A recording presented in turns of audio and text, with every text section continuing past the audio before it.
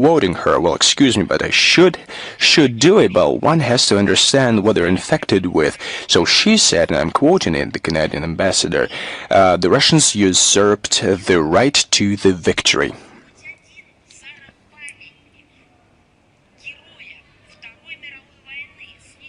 Well, have you rescued a single monument dedicated to the heroes of the Second World War? Have you posted anything on the social media to condemn barbaric destructions of the tombstones dedicated to the soldiers who fought against Nazism on the European continent? Have you done or said anything? When monuments were destroyed, memorials, burial sites, including in Ukraine, which you are a patron of. Well, not a single time. That's why you have no right to utter such things. We are preserving the historical truth. And we are doing it for those who are guided by common sense, for future generations on different continents, who will recover from that infections, from this historical amnesia, and they will want to learn what the truth is. The Canadian side should stop rewriting the history of the Second World War, should abstain from provocative rhetoric and focus on the objective evaluation of the past. The Day of Victory is not a subject for political speculations. It's a symbol of unity, decisiveness against any manifestation of Nazism, fascism, and other hatred towards human beings, and this memory about the heroism and self-sacrifice of the Soviet people against Hitlerism is sacred, and any attempts to vilify it will be decisively curbed. I told you that we will give you examples to compare our celebrations of May 9th or May 8th, is what they celebrate in Europe, the Day of Liberation from Fascism. Well, we'll compare those adequate manifestations of celebrations to anti-festivities of the victory over Nazism. Estonia, May 11th, Tallinn, 2025, the epicenter of the 80th anniversary of the victory. Our compatriots brought flowers to a long-suffering monument to Alosha. Well, they found a white spot and insulting inscription on the sculpture. The Foreign Ministry of Estonia received a note with a request to bring those guilty to justice and take measures.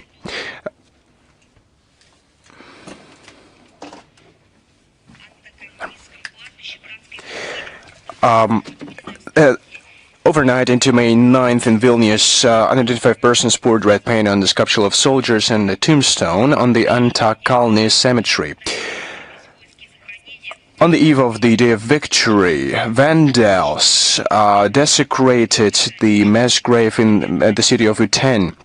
A part of the date, 1941, was covered with black paint, and they wrote 39 close to this inscription, the place of death of hero of the Soviet Union, Lieutenant Yefim Belinsky, close to the city of Klaipeda, is another example. The concrete tomb was smeared with mud. They desecrated the hero. They desecrated themselves by doing that. Germany, one of the most cynical incidents happened in Bavaria. Compatriots residing in Munich reported that from the wreaths that were laid on May 6th to the monument on the foreign execution site of SS in Hebertshausen, close to the Hau Memorial site, that were laid by Ambassador of Russia and Consul Generals of Russia and Belarus. Ribbons were ripped off and removed. What did you do with those ribbons? Where did you put them?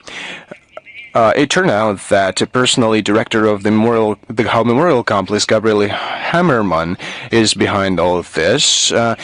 She introduced a ban on using national symbols of Russia and Belarus and gave an order to rip off the ribbons.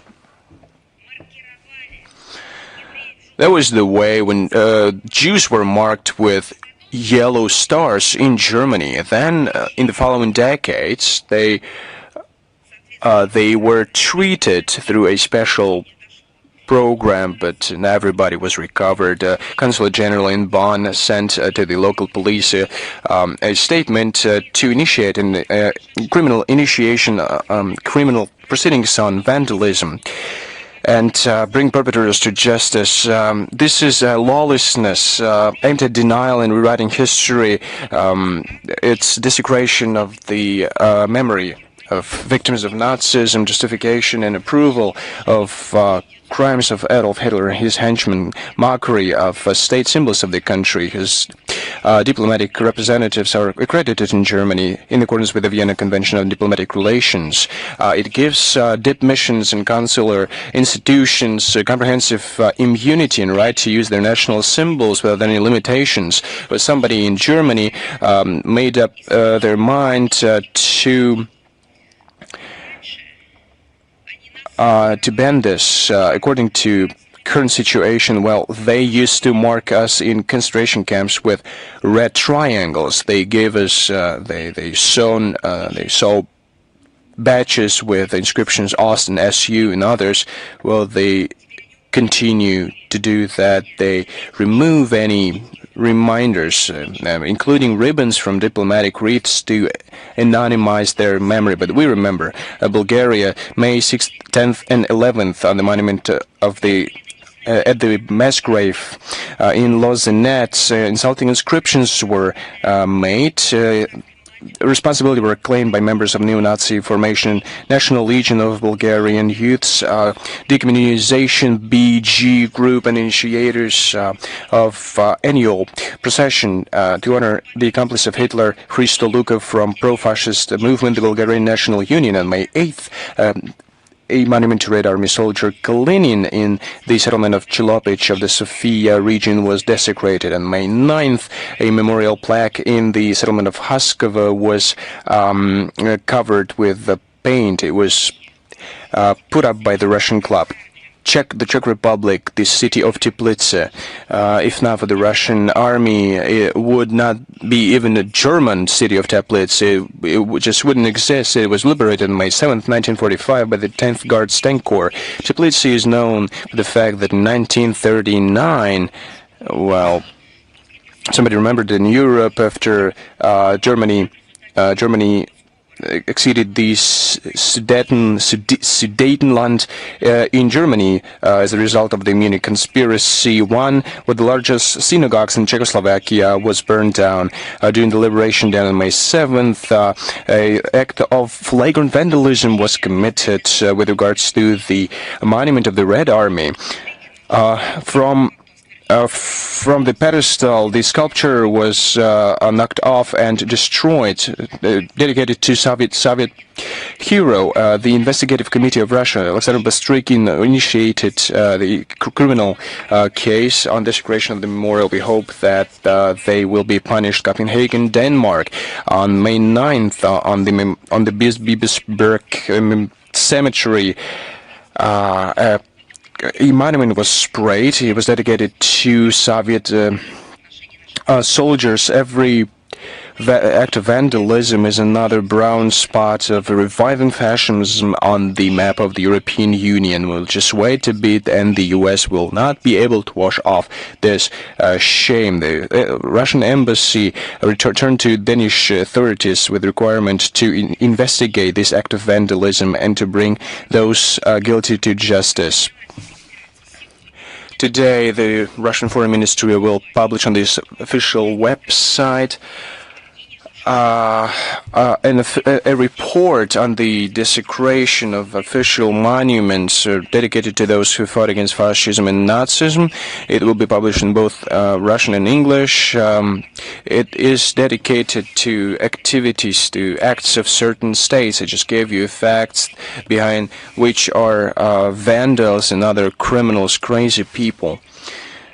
This report will give an assessment to the acts of states themselves. First and foremost, the Baltic states, Poland, Ukraine, who under the pretext of the special military operation conducted by Russia to intensify demilitarize Ukraine and protect the population of Donbass, destroy the Russian Soviet memorial heritage and their own heritage as well, desecration to the fallen. They destroy ideological enemies, and all these manifestations became commonplace in the countries that listed in this report. They cover with the laws of the so-called decommunization. They demolish the memorials dedicated to Soviet soldiers. Their governments are now trying to consolidate the anti-Russian front at the same time. Why this has nothing to do with the decommunization? It is different. They are reviving the neo-Nazis because simultaneously with the demolition of the monuments to the heroes of the Second World War, they erect monuments to Nazi criminals. They enshrine on the legislative level that they protect them, and the actions of activists against monuments to the Nazis are persecuted, and they are clearing up the historical memory. In terms of the content, this document is based on the provisions of the theme-related resolution of the UN General Assembly, the fight against the glorification of the Nazism. The resolution underlines that the General Assembly is deeply concerned with the numerous attempts to desecrate and to demolish the monuments, to transfer and to exhumate the remnants of the soldiers. The UN General Assembly, as well as the resolution, decisively condemns the incidents which have to do with the glorification and the propaganda of the Nazism. Please apologize me. Covering the monuments with drawings, is it a norm? Russia, as the country which suffered numerous losses in the Second World War and the Great Patriotic War, will never let anyone to forget the lessons of the past. Our country, together with our allies and together with the like-minded states, will continue its targeted activities in order to prevent the distortion of historical truth, including the liberation of the Central and Eastern Europe from Nazism. We are not going to publish only this report. We will also support the activities of the civil society simultaneously with the public structures, they themselves on their own, based on their moral values, perhaps based on their family history, or just the perception that one must fight for the good. They carry out these efforts and these activities. All what they do, the factual materials that they gather and collect, we will support them in this endeavor.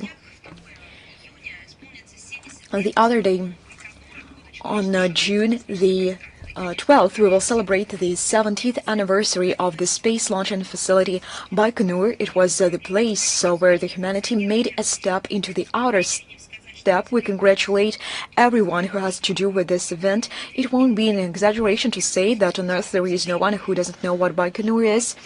It was the place where the first artificial satellite was launched, as well as the first piloted flight, which was carried out by the Soviet cosmonaut Yury Gagarin. Baikonur is the largest space launching facility in the world. Around 100.5 thousand cosmonauts and astronauts from the USSR, Russia, and other states were launched to outer space, as well as space shuttles as Vostok, Voskhod, Soyuz, and others. Orbital stations Salyut, Mir, and others were sent in outer space as well. And Baikonur is involved in international cooperation as part of the International Space Station. Baikonur has a very important international meaning and importance. This is a symbol of many-year friendship and partnership with the full respect of all norms and principles of international outer space law.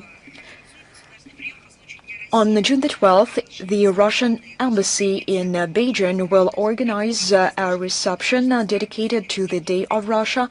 Ambassadors, authorities of the People's China Republic are invited, as well as other representatives. As part of the event, the National Philharmonia Orchestra of Russia will perform by the Great Wall of China, led by Vladimir Spivakov. The program will include the music by outstanding Russian and Chinese composers. At the same time, from June 12 to June 15, they will open the Moscow Seasons in Beijing at the central street of Beijing, which are organized as a part of the cross-cultural years of Russia and China.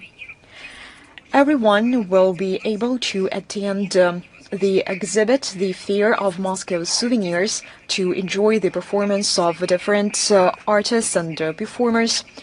The Tourist Information Center will open its doors these days. Everyone will be able to get to know the Russian capital, to learn about its rich cultural and historical variety. On June the 13th, China will host the conference, The Cities of the Future, Synergy of Strategic Partnership between Moscow and Beijing, where the participants will discuss the sharing of expertise and cooperation. Now I'm ready to answer your questions.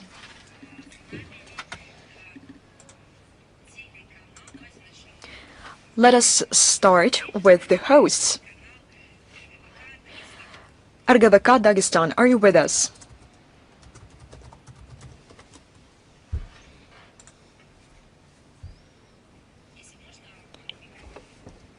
Will you please turn on the microphone?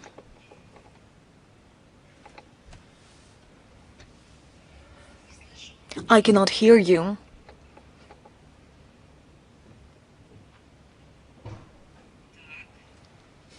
Well, colleagues, please tell me.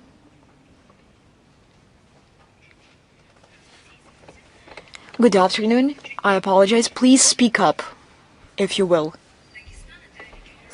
Dagestan is a region with a strong cultural code and ties with the Islamic world. Do you have plans to more actively use the potential of these regions in Russian foreign policy, especially in the East? I have already mentioned this in my introductory remarks. Of course, yes. And it will be a pleasure for me to reiterate that Dagestan is a unique region of Russia, and this is the embodiment of the century-long synthesis of cultures, where the Islamic tradition coexists with other religions. It is harmonically intertwined with the Russian state values, and this example can serve as an important component when we are seeking an answer to the question in many points of the world: how can we combine this? How can we combine this which cannot be combined according to the point of view of some others? How could these religions coexist in this harmonic way, in this harmonic manner? Just wait a second. I will be frank. Yesterday, I tried to ask questions, not without provocations, the tour guides, the local people. What culture dominates the region? I did this from many different sides, and to all provocations, I received only one reply: we are Dagestan. And when I asked questions about art, about the language, about the culture, please tell me, perhaps there is a dominating component. No, there was only one word: synergy and coexistence. It is remarkable, because these were improvised dialogues. They were not prepared ones. I was trying to understand, I was trying to figure out, and people do have this attitude towards their culture and towards the unique character, unique features of the region from this very point of view. And I believe that this experience can be borrowed, and it can serve as a role model for those who are trying to understand in what way this can be done. This does not mean that we have no problems, that we did not have them, or we won't have them. This is a live organism, and this is a development which we are seeing about the ways to overcome these problems. This does not only deserve our attention, but this can be used as an example of success. The historic proximity to the Islamic states of the East creates a promising and conducive environment for developing inter-civilizational dialogue between the regions of the Russian Federation. For instance, in September 2024, we successfully organized the religious forum Peace to Your Home, which brought together spiritual leaders of the federal entities of the Russian Federation and from abroad. This is the answer to your question from the civilizational point of view. And speaking about the foreign relations in general, I have just mentioned the presentation of the Republic of Dagestan on the platform of the Ministry of Foreign Affairs, Glav UPDK, which is a subordinate structure to the Foreign Ministry. This won't be a presentation for the people of Moscow, but for the diplomatic corps. They will see for themselves the rich potential of the Republic of Dagestan. The great number of forums are organized in the Republic of Dagestan in fall. The digital forum will also be held there with the international participation. These are just some of examples. This is not the matter of the future, because the experience of Dagestan is successfully used in foreign relations of Russia between the eastern states in the context of the coexistence of religions and cultures. The region increases and boosts its ties with the Organization for Islamic Cooperation. Dagestani universities provide education for students from Syria, Yemen, Sudan. They come back home not only with their graduation certificates, but with the understanding what the advantages of this interconfession dialogue is like. This is only a brief review. Do you have any other questions? This is it. Thank you very much. We are moving forward. Now we will ask a question from the video conference Международная жизнь. Are you with us? Madam Zakharova, you mentioned the sanction pressure. It seems like that our counterparts won't be satisfied soon. They decided to introduce another package of anti-Russia sanctions and to isolate Russia. What would you say about this? It is not an aggressive Russophobia. It is an insane, a complete mad Baltic states phobes, because they introduce additional sanctions against Russia, and this damages their own interests. They do not simply hate Russia, it means that they hate their own states. Their own states are natural historic neighbors of Russia, and they have always been. They have always been now promising natural partners of Russia. Perhaps not for Russia, but they are such partners for us, and they cut them away from the resource base, from the markets, from humanitarian scientific cooperation. They cut them off from all of this. What for? Perhaps they made a scientific discovery, a scientific invention, which was nurtured by this Russophobic ideology. Perhaps this was the case. Nothing of this kind. Take any sphere of life. They have the so-called anti-achievements. In my mind, first and foremost, one should understand that this now is beyond Russophobia. And this is a Baltic states phobia. When we mention the statements of the authorities of these Baltic states aimed at introducing more destructive measures on our shared European continent. On the other hand, perhaps we should turn the blind eye to these statements because they take these positions on a temporary basis. These are not people who are elected by their own people. They come according to the lists. Their own people do not appreciate their actions. They come according to the lists from the European Union and the NATO offices. There is another point here. The destructive line pursued by Riga Vilnius, and this destructive line triggered a massive population outflow from their states.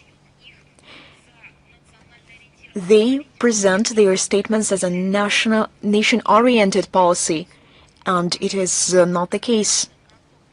And you can see the result. This population outflow triggers not only in damaging and destroying the economy, in destroying education, science, culture, and the society, their whole community. These trends will persist and they will become stronger and more tangible. Russia will further consolidate its ties with the world majority, those who choose to follow the common sense, no matter how badly they want to achieve their targets and how rampant these Russophobic trends become. We follow our own path. We seek peaceful coexistence. We respect the international law, and we want international cooperation, peace, and friendship. Do you have any other questions? Yes, I have one more. If I may. Please do. On May the 19th, the Minister of Foreign Affairs of Moldova, Popshoi, when speaking about the situation in Ukraine, stated that Russia understands only the language of strength, the language of force, and does not seek peace. What would you say of this?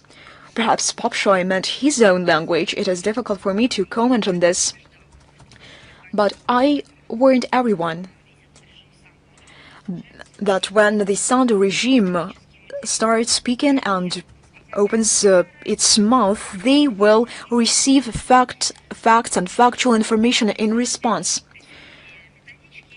And these are some guideline books sent from Brussels in order to support this subject on the agenda. Perhaps this is a preparation for the elections. We have drawn the attention on numerous occasions that the military structures of the Moldovan Republic are being drawn into the NATO. They pour Western arms into the Moldovan military. They organize military and technical military exercises which do not serve the interests of Moldova. Let me give you some examples which testify to the policy of militarization. On April the 24th, Brussels announced the new package of military assistance to Chisinau in order to strengthen and consolidate its air defense capability. The National Army of Moldova received another package of military equipment and gear, including mine clearance equipment, special transport drones, bulletproof jackets, and others. On May the 15th, in Berlin, they signed an intergovernmental agreement between Moldova and Germany in order to provide financial assistance and sending a consultation group of the Ministry of Defense of Germany in order to speed up the modernization of the military sector. Why are they doing this? In order to make Moldova sink.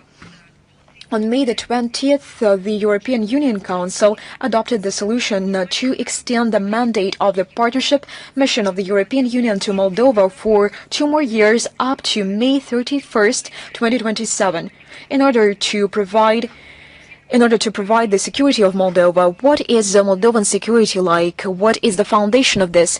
It is education, employment,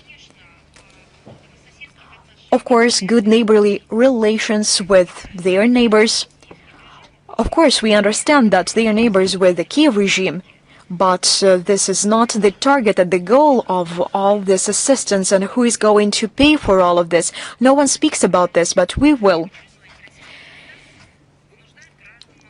These are the citizens of Moldova who will have to pay for transforming their own state into another anti-Russia stronghold, because they will have to pay for the service of these many million loans. You remember very well these grants, these awards and others, and common people of Moldova, those people who strive to earn for their living, they will pay for these loans.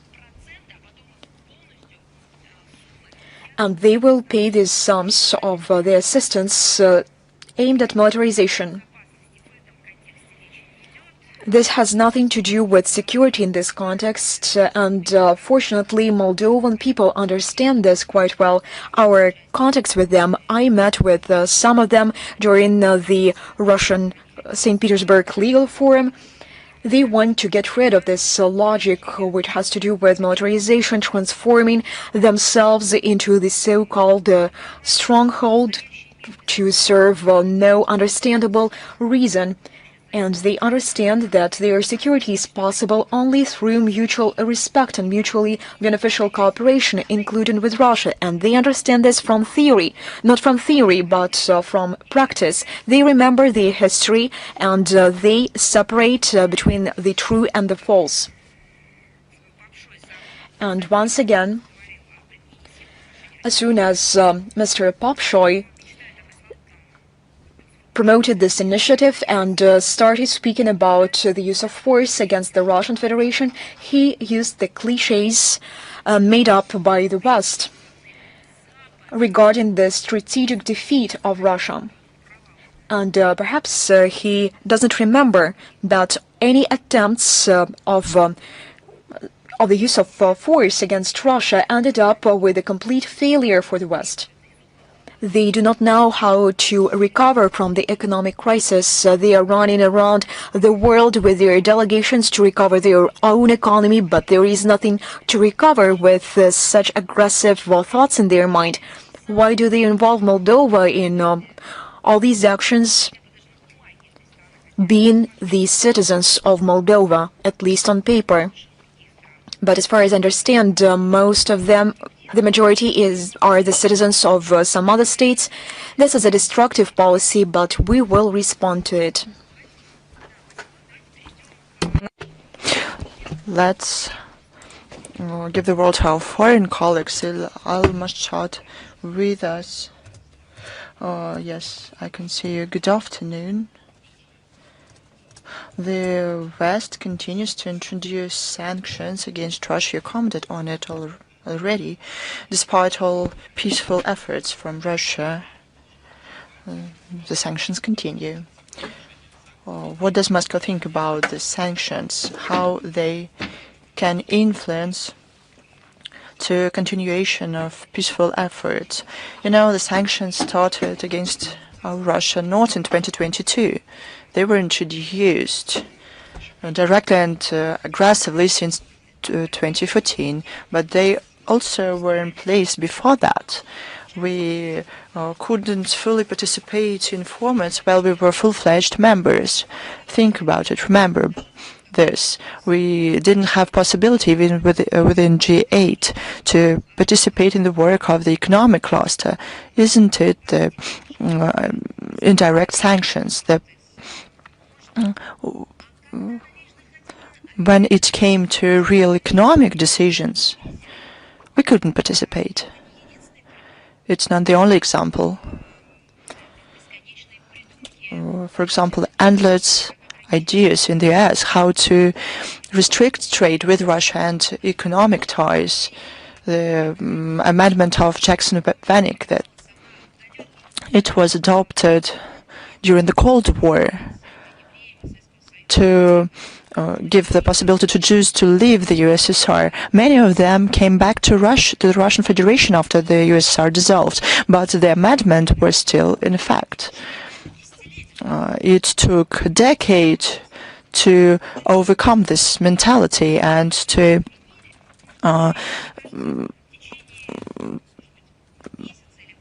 stop this amendment. But after a couple of years or a couple of months, the Magnitsky law and others were introduced. It was politically motivated, based on the aspiration to violate Russia's rights and to prevent us to fully participate in all formats. They used indirect sanctions and restrictions. When the situation in 2015 started with sanctions, we talked that they were anti-Russian, but since 2022, they moved to a full-fledged trade war. Now they have a new status. Those are not only anti-Russian sanctions, but these sanctions against the whole global community. They harm logistics, the problems with payments, blocking of accounts, sanctions replicate themselves to third countries. The story with how the sanctions can be used indirectly. They harm the whole international community.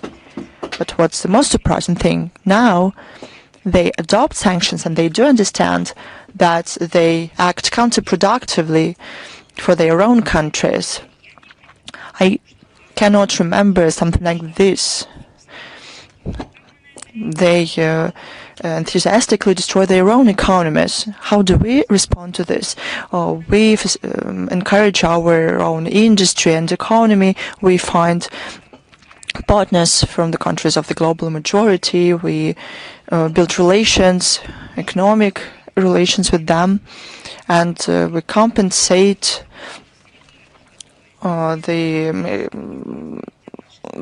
losses that we suffer from the sanctions. We will always going to respond in the way that is beneficial for us. On a large scale, will bring our economy to a new level. Everybody should understand that it's not going to be the way it used to be.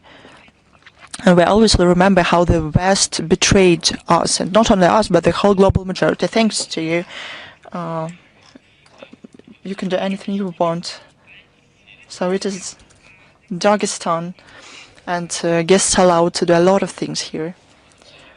About the Russian base Khmeimim in Syria, it was attacked by drones, and Russian soldiers were killed because of it. Is there a real threat for Russian soldiers in Syria? Are there any ultimate agreements about Russian bases in Syria with the new authorities in Damascus? This question is in competence of the Defense Ministry, and they will be able to answer to your questions. As a representative of the MFA, I can say that Russia is prepared to build Russia-Syria ties effectively. We want to realize the certain possibilities that we have in our relations. Our leadership said many things about Russia's presence, military presence there, but it's in the competence of the Defense Ministry. So, something like that. Let's move on. Yes, please. The youth of Dagestan newspaper. Many African countries in modern realities are drawn to Russia. They see a reliable partner in Russia, not a new colonizer, that wants to enrich itself, but not all the not all the African countries have Russian embassies and consulates. What are plans of the ministry to better be represented diplomatically in the African region? It's beneficial for our business as well. I would like to draw your attention to the statements on the occasion of the Day of Africa by Foreign Minister Sergei Lavrov. There was a reception organized by the MFA. It featured all the evaluations of this situation in Russia-Africa relations. Second, as to our presence on the African continent, I mean diplomatic presence, it's getting bigger. In 2023, 2024, our embassies were opened in Burkina Faso and Equatorial Guinea. In December 2024, the government of the Russian Federation made decisions to renew activities of Russia's embassies in Niger and Sierra Leone, as well as to establish an embassy in South Sudan. Right now, the work to open these diplomatic missions started to take real steps, and in future we not only have plans but real actions. The expansion of our presence and prospects for it is an important contribution to trade and economic and investment interaction with African countries, and as well as in other spheres. I would like to underline one more important thing. This is a two-way road, and we note and we respond to those calls of the African countries to make our dialogue more active. Many times in various formats, while working in the Russian mission at to the UN, while talking to various diplomats, heard the phrase from African diplomats, "Go back as soon as possible, amplify your presence here. Africa needs Russia. We need the balance in the world." It's not only about investments, about support, it's about the balance. Who, if not the African continent, knows that the one center of decision-making, one center of power that was self-declared to be dominant, they have known this throughout their history, not from history books, but from life. They know what countering factors mean and see our country as a partner, as an ally, and as a balancing power. They see our position at the UN Security Council and in a number of regional issues, and they draw their own conclusions. They understand that the constructive role played by our country during the USSR era in the African affairs, and even before that, before the USSR, during the Russian Empire, Africa did not see anything bad from Russia. It's a huge factor for them.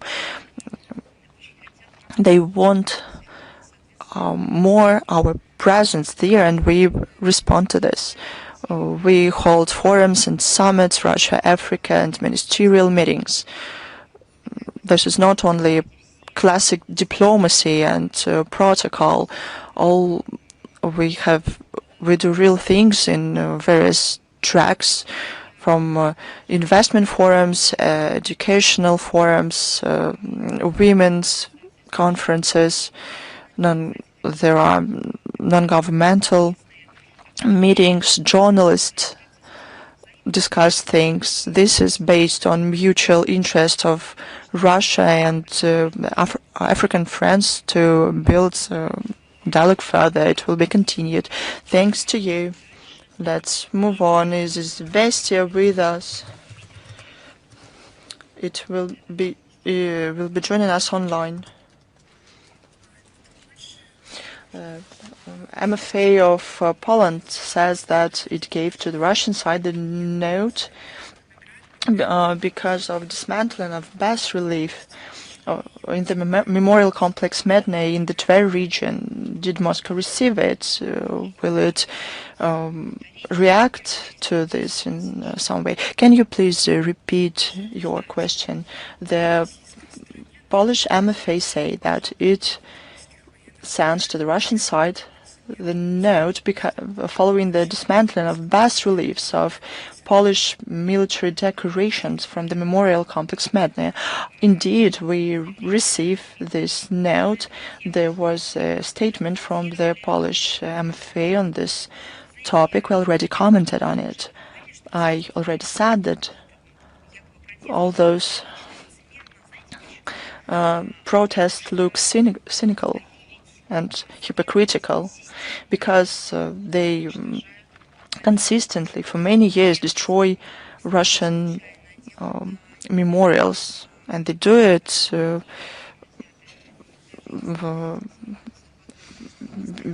because they in a targeted way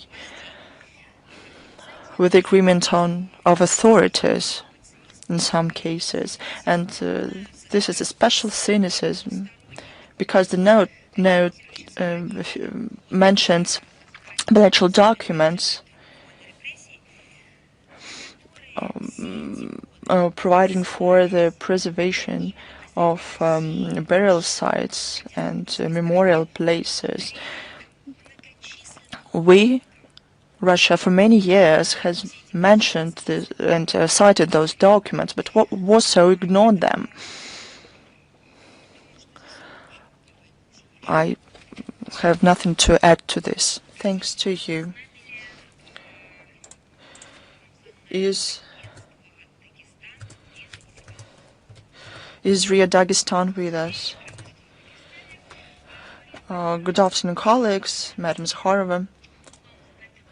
I would like to ask you the following question. What are the prospects for Russia's cooperation with Middle Eastern and Caucasus countries in security and counter-terrorism? It is very important. Thanks. Thank you. You know, we consistently promote the idea that it is necessary to form a just world order that responds to the interests of universal and indivisible security. In this context, we give special importance to the development of relations with the Middle East, in the Caucasus region, first of all in the UN and international regional platforms like SCO, CIS, CSTO. Russia and the Middle Eastern countries maintain sustainable cooperation on a wide range of issues based on common approaches to key global and regional issues. Given, unfortunately, high level of conflict and crisis factors in the region, we and these countries, including Syria and Iraq, have intensive dialogue in countering terrorism and radicalism. You see that the situation remains quite difficult in Syria. They experience problems with statehood building, with sovereignty. There's a serious threat from terrorist groups operating in the country. We hope that the new Syrian leadership will make active steps to stop their activities and to ultimately resolve the issue of foreign terrorist fighters that are a threat not only to Syria but to the region in general and the whole world. Unfortunately, because of them, the region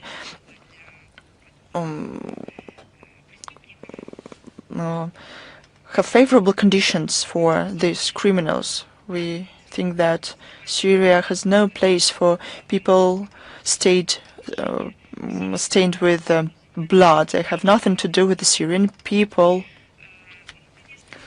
We support the efforts of the Iraqi government in counterterrorism and want to develop cooperation on this track. Thanks to effective measures of the authorities, we manage the terrorist activity of ISIS is curbed. We oppose any interference into internal affairs of this country. Unfortunately, new hot spots and exacerbation of the military and political situation in the Middle East is caused by destructive policy of the Western countries to forming dividing lines, encouraging regional disputes, a weaker authority in the countries of the region, crisis there lead to terrorism spilling over. We maintain active dialogue with the Caucasus partners to strengthen security in the region. We maintain close cooperation with Azerbaijan, Armenia, Abkhazia, South Ossetia in counterterrorism. There's a legal basis that works effectively between our law enforcement bodies and special services of our countries. We build up this work in counterterrorism, and there is mutual interest in it, and there's more prospect for this as well. Let's move on.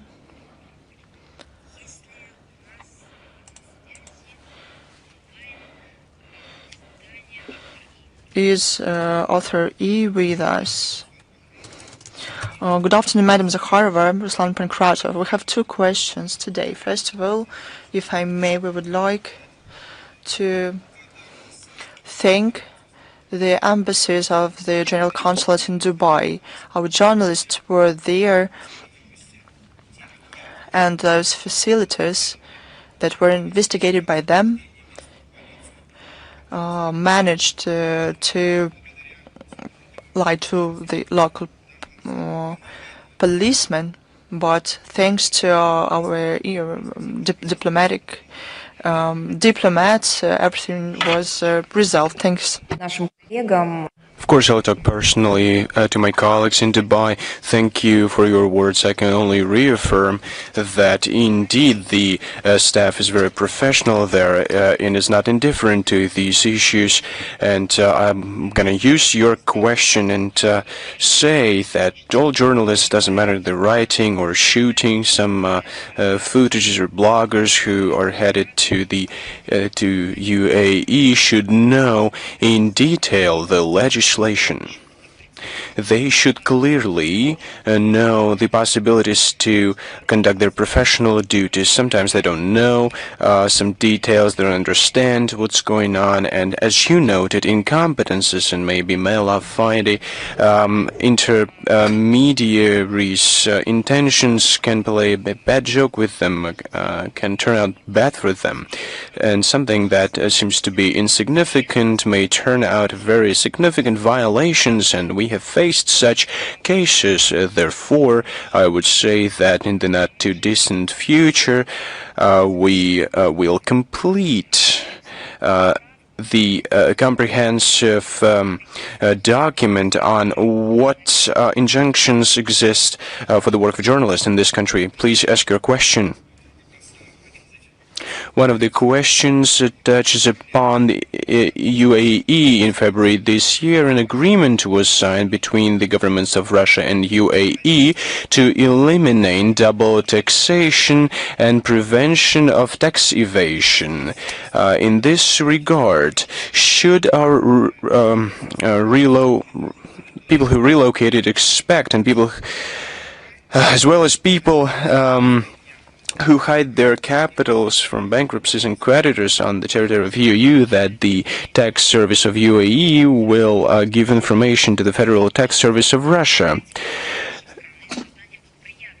Well, we should base our work on mutual agreements between our agencies and create favorable conditions so that they don't pay double taxes if they're residents of both countries.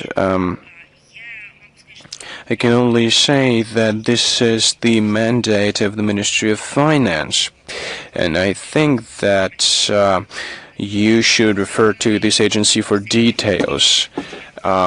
Representing the Ministry of Foreign Affairs. So for Russia, I can only call upon adhering to the legislation of the Russian Federation. Thank you very much. I have another question.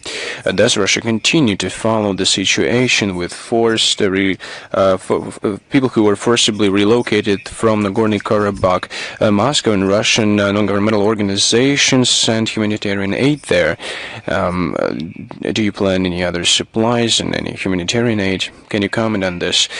Can I do I understand correctly? You're asking about the Nagorno-Karabakh? Yes, correct.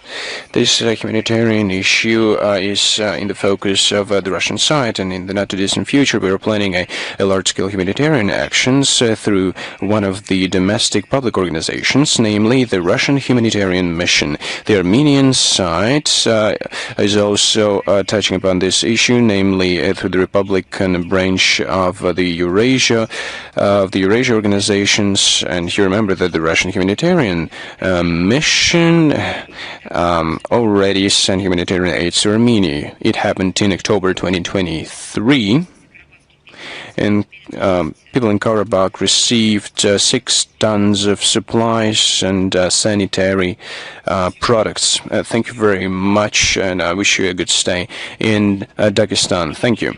And do we have Media Corporation of China? Yeah. Maria Zakharova, thank you very much. The U.S. just published their plan to elaborate space-based missile defense system, the Golden Dome.